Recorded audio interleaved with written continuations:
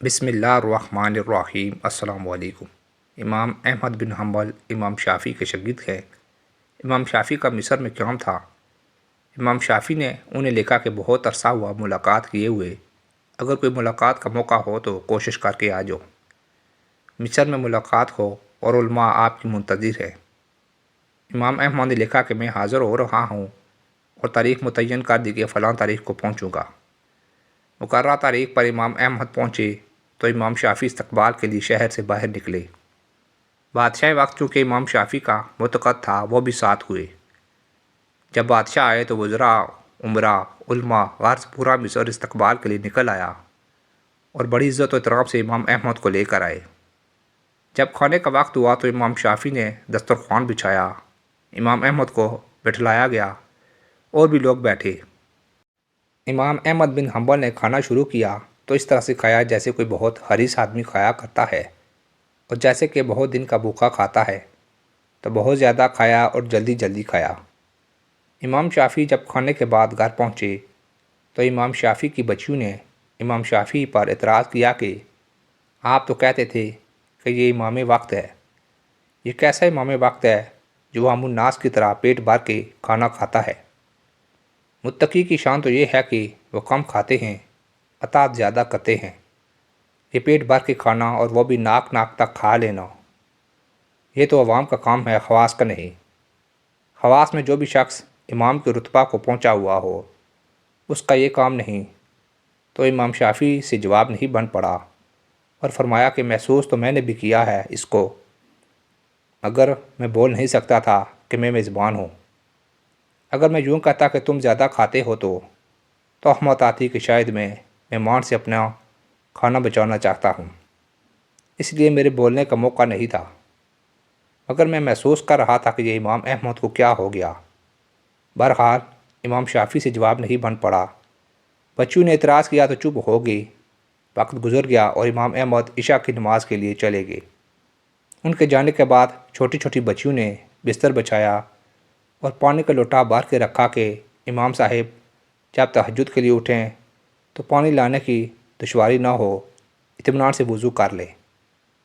امام احمد صبح کی نماز کے لیے جب اٹھ کر گئے تو بستر وغیرہ اٹھانے کے لیے بچیاں آئیں، دیکھا کہ لوٹا اسی طرح بھرا ہوا رکھا ہے۔ اب تو ان کے غصے کی کوئی حد نہ رہی کہ یہ کیسا امام ہے کہ پیٹ بھر کے یہ کھانا کھا لے، رات کا کوئی وقت عبادت کا اسے نصیب نہ ہو، وضو نہ کرے، تہجد نہ پڑھے۔ یہ خواہ مخواہ دنیا میں غلط شہرت ہو گئی کہ اپنے وقت کا بڑا امام ہے۔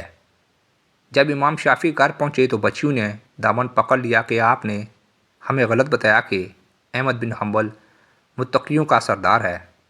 یہ کیسا امام ہے کہ ناک تک یہ کھانا کھاتا ہے اور تہجد کی توفیق اسے نہیں، رات بھر بستر پر پڑھ کر یہ سوئے۔ اب امام شافعی کے صبر کا پیمانہ لبریز ہو گیا اور باہر آ کر امام احمد سے کہا کہ اے احمد بن حنبل، یہ تغیر تم میں کب سے پیدا ہوا؟ مجھے تو اس کی توقع نہیں تھی۔ یہ تمہاری حالت کب سے بدلی؟ پیٹ بھر کے تم کھانا کھاتے ہو، تہجد کی توفیق تمہیں نہیں ہوتی، رات کو آپ نہ اٹھے، وضو آپ نے نہ کیا، آخر یہ تمہارے اندر کیا پیدا ہوا؟ امام احمد مسکرائے اور عرض کیا حضرت، واقعہ وہ نہیں جو آپ سمجھ رہے ہیں۔ فرمایا واقعہ کیا ہے؟ عرض کیا کہ واقعہ یہ ہے کہ مجھے آج عشاء کے وضو سے تہجد اور صبح کی نماز کی نوبت آئی ہے۔ اور عرض کیا کہ قصہ یہ ہوا کہ جب دسترخوان پر کھانا رکھا گیا تو میں نے دنیا میں اتنی حلال کمائی نہیں دیکھی۔ اس کھانے کے اوپر آسمانوں سے انوار و برکات کی اتنی بارش تھی کہ مکان منور تھا، اور کھانے پر نظر ڈال کر قلب میں ذکر اللہ کی کیفیت پیدا ہوتی تھی۔ اتنی حلال اور پاک کمائی میں نے آج تک نہیں دیکھی، تو میں نے ارادہ کیا کہ جتنا کھا سکوں کھا لوں، چاہے بعد میں مجھے 7 دن فاقہ کرنا پڑے، پھر یہ نورانی کھانا مجھے کہاں نصیب ہوگا۔ اس واسطے میں نے زیادہ کھایا اور عرض کیا اس کھانے کی 2 برکتیں نمایاں ہوئیں، ایک علمی برکت، دوسری عملی برکت۔